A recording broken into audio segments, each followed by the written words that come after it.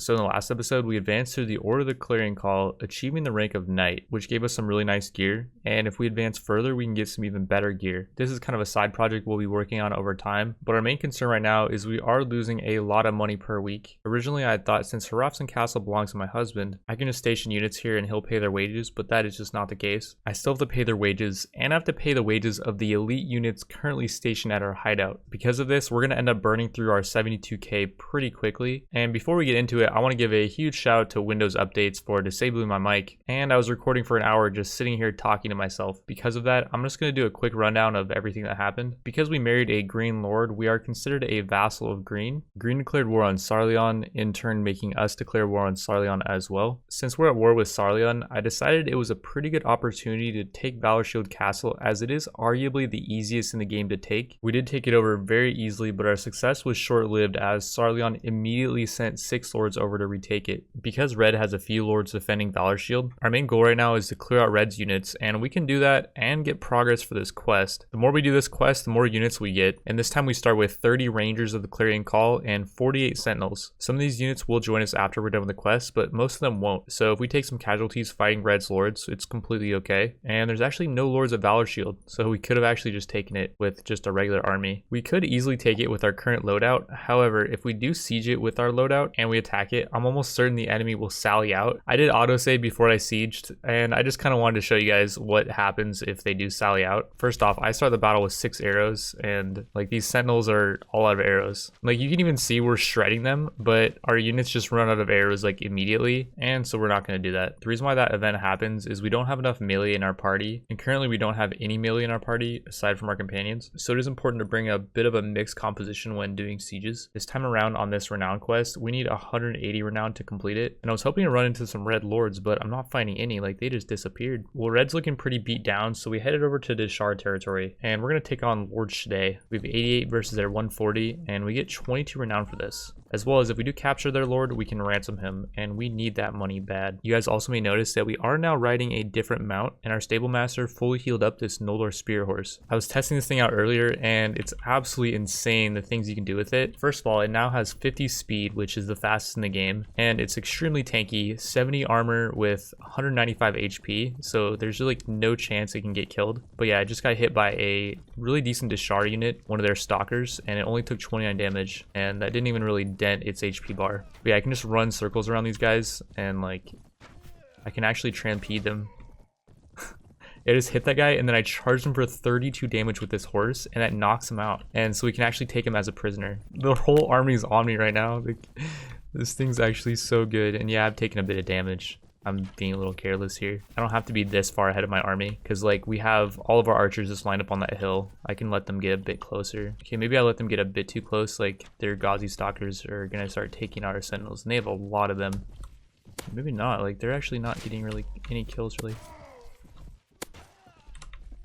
Triple quad. Oh, that was a penta, but I didn't kill him with that shot. I haven't. Okay, there we go. I finally missed. I was like 5 shots in a row, 6 shots in a row. And ooh, that guy hit me for 40 damage. Ouch. We got 22 renown for that, and we did not lose a single unit. Hanson's Surgery is doing a lot of work there. We also captured Lord Shade, and we'll sell him for 4.4k. So the tooltips in Mountain Blade are absolutely atrocious. I've got nearly 3k hours in this game, and I did not know that power draw actually affects accuracy, because it doesn't say that it does. But apparently it actually does, and the more power draw requirement the bow has, the more power draw you need to be completely accurate with the bow. And somebody was saying on a forum, it's 2 power draw higher than the bow, for what I gathered to be a decent amount of accuracy. Also, since our bow has a 7 power draw requirement, both points of power draw will increase its damage as well, and you can go 4 points of power draw above the power draw requirement of the bow. In this mod, you can only get to 10 power draw, but since this bow is a 7 power draw requirement bow, we could go up to 11 power draw, and that would still be giving our bow more damage. But like, for example, if we were to go to 12 power draw, it would not help our bow's damage. So we're gonna have to invest a bunch of attribute points into strength, 6 to be exact, and then we're gonna put 2 more points into power draw, and we're gonna see how that affects affects the bow's accuracy. Also, I've done countless runs on this game by using the Ruby Runebow, but I've never actually really given the Sapphire Runebow a chance, mainly because it's got 8 piercing damage less and it's only got 1 more accuracy, but the speed is significantly higher. It's 124 versus the Ruby Runebow speed of 94, and the speed basically just means the reload speed. The actual missile speed itself is 10 slower, which is going to mean it's going to do even less damage. But yeah, I went to the cheat menu, picked it up, and I want to try it out for a few fights. And the main place that people were saying it's effective is in sieges, and I think that could actually be very true because if you're defending a siege, your ammo will replenish. And originally I thought you'd never want the faster firing rate because you're just going to run out of ammo, but in sieges you won't run out of ammo. So it could actually be a really viable option. And even on the field, like I'm going to have a lot of arrows, and if I do run out of arrows, I can always pick up more from the baggage. But yeah, I'm just going to try this thing out for a few fights. I'm not going to just like alternate if this one's better or the Ruby Runebow is better. I just want to try it out and just see how it works. And I am already noticing the accuracy of the bow is much better. With the 2 more points we invested in a power jaw. Yeah, this thing just fires like a machine gun. Like, it's actually crazy how fast it fires. It still does really good damage to the horses, but we did just pick up 2 more power jaw, which gave us 28% more damage. So I can only imagine how hard the Ruby Runebow would be hitting on these guys. But yeah, this Ishar Lord had, I think, 189 units or something, just insane. And we get like 37 renown for winning this. We're probably going to lose all of our Illyrian Sentinels, although like a lot of them are still alive. I'm kind of surprised.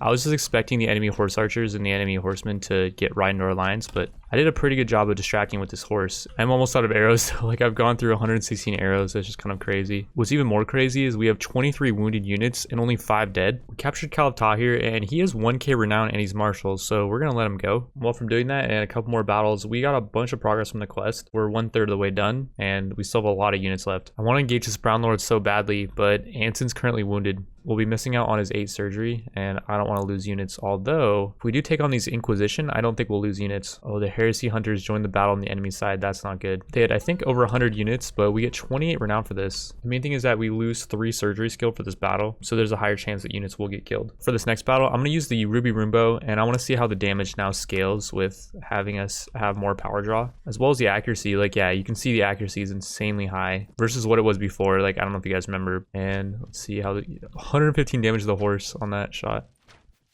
This makes me want to invest all 10 points in a power jaw and just see my damage. I'm not gonna lie, I am kind of missing the attack speed from the Sapphire bow. Like, it's actually so fun to just machine gun these guys down. Like, I don't know which one I like better.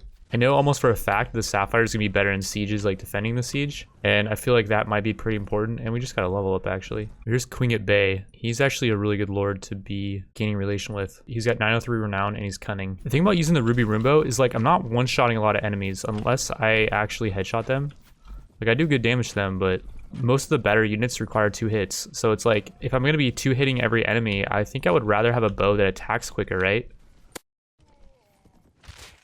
And this is assuming like I'm not headshotting, but I think if I headshot with the Sapphire or the Ruby, I'm pretty much going to one-shot no matter what. I might have to rethink my decision on which I prefer, the Ruby or the Sapphire. We just got so many items, like we are loaded to the brim. I think we should probably get out of here and try to sell them. Lord Ikram's challenging us with 70 units only. Brave man, and we start out on the perfect terrain. We got the nicest hill up here for our sentinels, and I'm just going to be charging in. Yeah, no, used to the speed of the Sapphire bow, and it's like, I feel like I can't go back almost, because it's just so nice to just be rapid firing on these guys.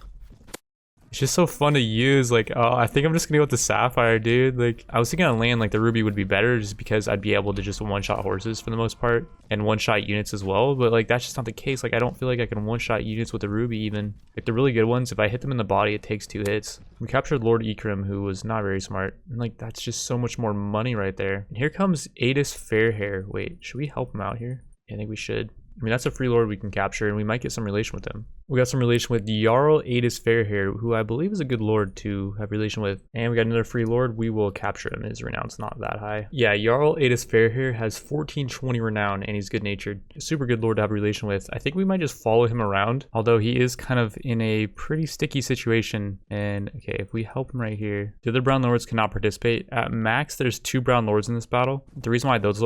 Holy cow, that was a long shot. That was another long shot, too. And, okay, a headshot. Holy crap. Shot difficulty 14.4. 12 shot difficulty is like usually the highest, but I think you get higher if you do land a headshot. Yeah, 16 more renown. I only lost one Ranger of the Clearing Call, and that's it. Green is tanking for us really well, and he's taking all the casualties. There was just one enemy Brown Lord there, Zahir Khan, who is 671 renown, and he's martial. We'll take him prisoner. And like, so the way this works is we can actually kind of exploit this. If this Brown Lord were to ambush me, the other two nearby lords would help out. But since he's ambushing Green's Lord, and they're fighting right now, I can actually step into this, help him out. I don't think Brown's other two lords will be able to participate here. Yeah, we have 147 against their 152. 22 more renown. Like, this is actually so perfect for the quest. We're gonna get this done in like half the amount of time that we should have, which is awesome because then we can get back to founding our own kingdom, because we can't currently do that while we're doing this quest. This hill is just doing so much work in this battle too. Like, our Lyrian Sentinels are just sitting on top of it, and these guys are trying to charge into them kinda, but they're just, for the most part, they haven't been able to make it. I'm just gonna turn these guys around, and then the Sentinels can just spray them while they're, yep, they're just getting sprayed down while they're trying to face me and charge me.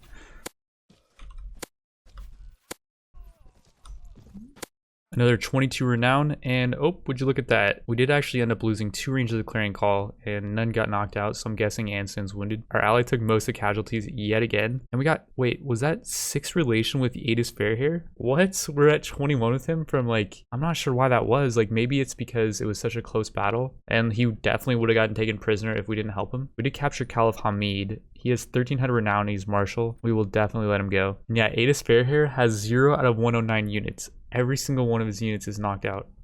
There's no way he's going to keep fighting, right? Yeah, okay, he's done. We just got to let him get taken out there. We didn't lose relation with him or anything for abandoning him. Like, he understood that there was no chance. It's all right. He will come back. And we got 2 Brown Lords that we can ransom. They're bringing us up to 90k, so we're actually doing pretty good now. We need 13 more renown for the renown quest, and here's 43 Inquisition that we can take out. This should be 13 renown, because a lot of our units are wounded right now. It's only 9. Well, we need one more battle then after this. I just love being able to just rapid fire, man. It's just so nice. I think after this battle, I will destroy the Ruby Rimbo. I'm not going to, like, obviously give it to a companion or anything. Like I said, I did just want to test out the Sapphire Bow because I've never used it. And it's one of those things where, like, since I thought that Ruby Rimbo was just better in every way, I would never have done a full playthrough just to test out the Sapphire. And I would have just forever stuck with the Ruby Rimbo and not been any the wiser.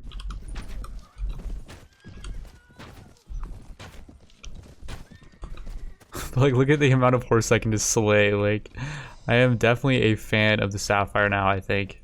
Team Sapphire all the way for me, baby. And just the thought of like how much work I'm gonna be able to do with this defending sieges is just a really nice thought. We got the quest done with, by the way, a lot more time to spare. I didn't see how much exactly, but that was given to us on November 16th. It is November 23rd, and so I think we have, what, 20 days to finish it? So we got that done in a week, which was pretty much 1/3 of the required time. And we still, by the way, have a lot of units. 25 Rangers of the Clearing Call, 41 Sentinels. All right, we're back at Lyria. I've won many victories for the Order. 50 Renown, Honor, 8 Relation, 23 rank points, 24 Sentinels. Okay, wait, hold up. All right, well, this does kind of suck. We're going to be getting so many units, and our party is already capped full. I did load an autosave, and one thing we can do is invest more points into Charisma. This is not a bad play, and I was thinking about doing it anyways, where we put 3 more points in Charisma, and each point gives us 2 more party size. So that's 6 plus 1 more point of Leadership gives 10 more party size, and increases party morale, and reduces troop wage, and on top of that, we can get another point of Prisoner Management. Another thing we can do is have all of our companions go do connections. They will all come back eventually, but that did free up a lot of party space for now. And so we should be able to pick up almost all these units. 15 Rangers of Clearing Call, 24 Sentinels, which we cannot pick all of them up. There's still 9 left, although we can drop off some units like this Warden, Highlander. We actually have a lot of pretty bad units in the party. Like, not bad units, but we have a lot of units that I don't really care too much about dumping. Mist Mountain Warrior, okay, we're good. We're just going to be dumping these units, and we got all of them. We can also dump off so much gear. Like, I've been meaning to do this for so long now. It's 8k right there. We're not even done yet. Okay, now we're about done, and that brought us up to 101k. And we now have a fat army. I'm just kind of worried because we don't have a lot of melee units, and I think these guys might sally out at us if we do attack Valor Shield Castle. All right, here's the magic moment. Will they sally out?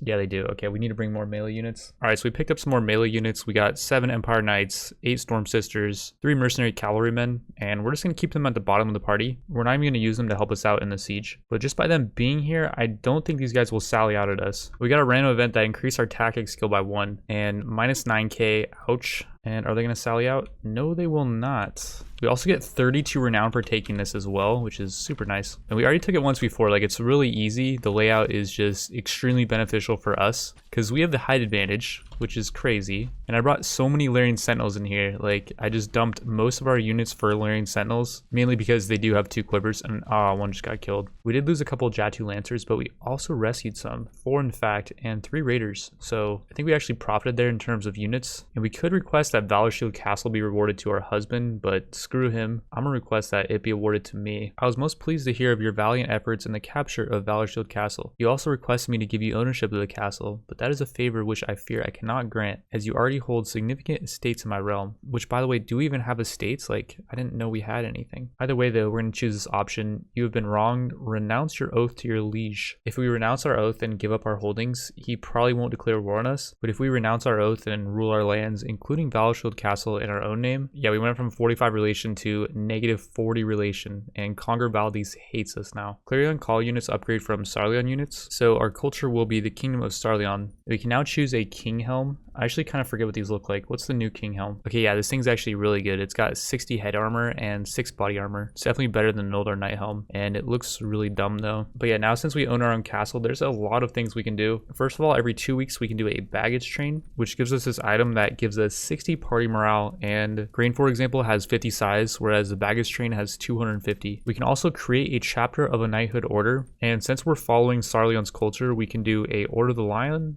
or an Order of the Clarion Call. We're gonna do Order of the Clarion Call. That costed 25k. Gave us a bunch of rank points with the Rangers of the Clarion Call, but we lost 20 relation with the Noldor for doing that. The Noldor really do not like the Clarion Call. Doing this is worth the 25k though, because it will spawn Clarion Call units in our castle every once in a while. For 10k, we also upgraded their stats slightly, and the 20 more weapon proficiencies will help with their archery skill. In the next episode, we're going to try to defend Valor Shield Castle against Sarleon's inevitable retaliation, as well as the Feared's Veins, as they did declare war on us. We're also going to grind up our relation with the Noldor, and we'll try to do a Noldor tournament, which is really difficult. And yeah, thank you all for watching. The last video got a lot of likes, so I'm assuming you guys do want to see me finish the series. If you guys keep liking, then I'll keep going. I will see you all in the next one.